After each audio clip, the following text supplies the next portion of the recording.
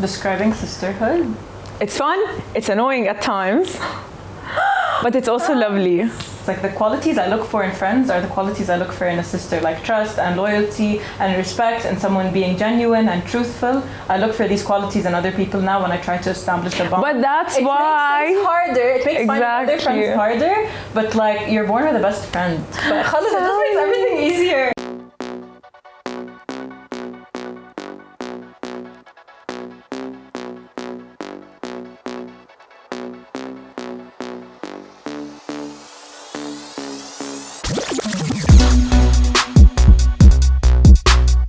Hi, my name is Solenne. I'm a creative technologist and designer, and this is my sister. Hi, I'm Christina. I am a designer, but I'm still in university.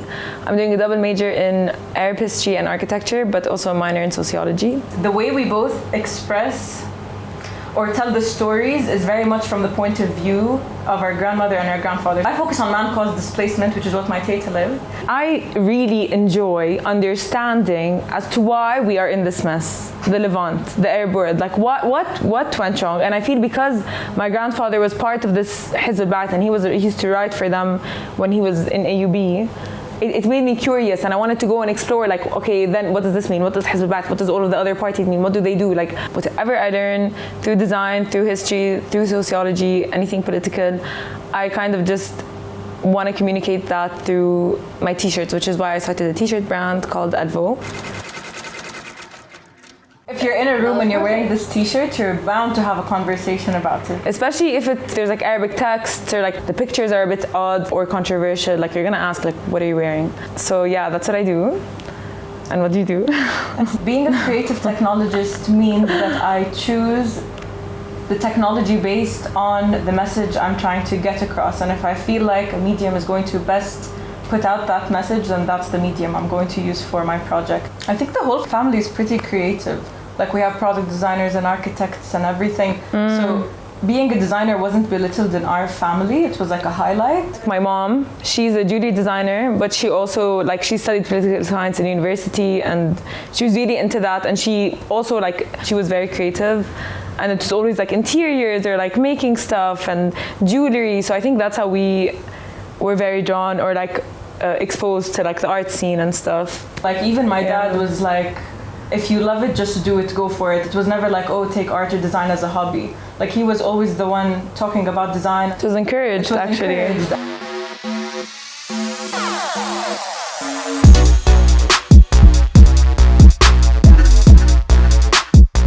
And we kind of do the same hobbies. No, we don't. Tennis. That's it. Oh, right. We were forced to be best friends because we shared a room our whole life. So we were always in each other's faces. And even though we'd fight so much, it could be a 30-second to 10-minute fight, but then 10 seconds after, it's like, okay, do you want to go out? Yeah. And like coming me to the grocery store or something like that. Yeah, maybe Christina's a party girl and I like to stay in, I like more intimate spaces and quieter, and Christina's much more loud. But I feel loud? Yeah, yes you are. Christina goes to raves. I think we balance each other out in that way, and I'm more quiet and she's more loud. So I tame her, but she also makes my life a bit more spicy, more exciting.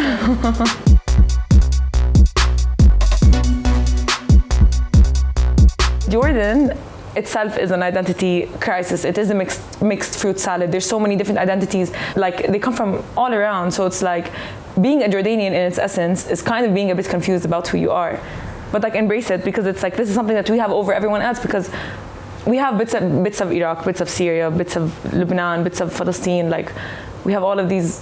Coming to terms with the fact that we aren't just one solid specific thing made me personally very at ease. Because it's khalas, this is who we are. But just because you studied it, you feel like you only because I studied it. You understand why, but I constantly feel like I'm living in the identity crisis. As a woman here, I still don't feel totally welcome and totally protected. Not being able to eat the food here, I don't feel fully integrated into the society. Not speaking Arabic, I don't feel like I can crack jokes with people on the street and break the ice. sometimes I question, like, okay, am I Jordanian? And then I'm like, okay, I can't say like I'm Jordanian, whatever. And then I question, why can't I say that? It's like, because I don't represent the general population. I grew up in my very niche community, speaking in English. Like, I didn't do what everyone else did, but then I need to remember that this is part of being a Jordanian. So now, even with our art projects, I think being in the region, of course, our art is going to be influenced by where we grew up. Instead of just shedding light on, oh, there's a refugee crisis, oh, like, we have to send aid to this and this and that, we think, why do we have to send aid to these people? Why do we have people fleeing, these refugees? Like, even the way that all we hear is refugees. All we hear is, and it's a blur. It's like we highlight the after effect of the inflammation. We never target the inflammation, like what's causing the inflammation. So that's why I don't even use the word refugee. I use the word man-caused displacement, because that gets to the core of the issue. Why are these people being displaced? It is by human intervention. It's a man-caused situation. So who is causing this? Like, what situation has been made up to cause these issues? And that's the root cause, and that's what we have to target. We can't keep calling people refugees. We can't keep calling our own people refugees, because it focuses on the after effects rather than the root cause, which allows the root cause to intensify and happen over and over again. And that's not okay. What boggles my mind is that we're so misunderstood, even though they've been in our faces for the past 100 years, these colonizers that come and just sit in our land and act like it's theirs. Why are you so confused? Like, you literally exploit us. Like, you're in our faces, you're in our land. Why are you confused? So when I was watching Aladdin, I was always like, oh my God, like, where's this exotic, like, space? Like, I'm sure it's in the Middle East, but where? Like, I can't find it. But that's the whole concept of Orientalism. It's literally a narrative created by the West for the West to fetishize us and say, oh, like, they're like, they're exotic creatures, and wow, look at them, literally, like, putting us on display.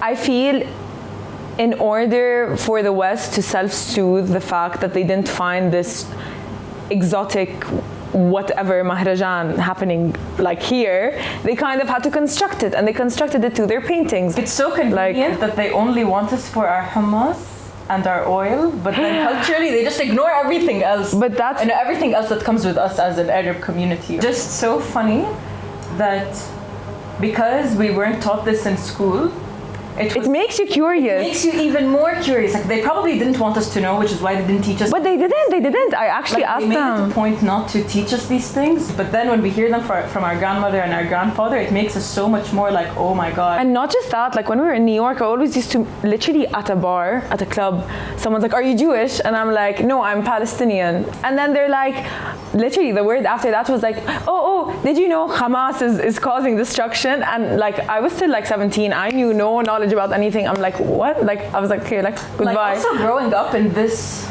buffer zone that is Jordan, I feel they buffed our mind as well. Everything that happens around us for us is just chaos. And it's so difficult for us to absorb all of the intricacies that led to each region being but it's not that difficult, dude. The history in general is complex, but like, give us the time and give us time to give us the time to understand it and digest it. So we just grew up feeling thankful that we were protected, but then when we went abroad and we had to justify as to why Palestinians are not terrorists, that's when things got iffy.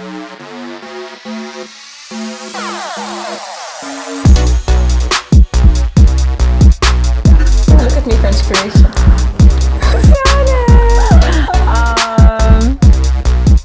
I'm gonna cry. Me too. Oh my God. Okay, no. Oh my God, I'm actually gonna cry. You're so pretty and smart. I love you. No, we can't cry. I think Solenne has many achievements, many, and she's always like, shit, like, I don't know if I have these skills, I don't know if I have these capabilities, like, would I be able? And it's like, if you aren't able, like, who is going to be able? Like, you've done so many things, you've succeeded, so many achievements, so many awards, so many trophies. It's like, what more do you need? Like, mashallah, touch the wood. Touch the wood. Like, you're really talented. And I wish, like, you need to just remind yourself every day, because really, if you don't think you're talented, then like, everyone is just you know what I mean? Yeah. That's something I wish that you knew. Or you know it. I just need to remind you, and yeah. That if people tell you you're loud, or you're too in your face, or you're too blunt, like volume loud, if you're too much who you are, Like, don't suppress yourself because other people have said that. Just because people can't handle you doesn't mean you need to shrink yourself. That's what I'm gonna tell you. Thank you. I love you. Don't shrink. Oh my God, I don't want to yourself cry. for other people who can't handle your power. I hope I don't This shrink. is for everyone. Am I loud? Volume loud? No, like you have ideas and you want to put things out there, and anyone who tells you otherwise might just be intimidated by your knowledge and your So, oh my God, I love you. I love you. Love you.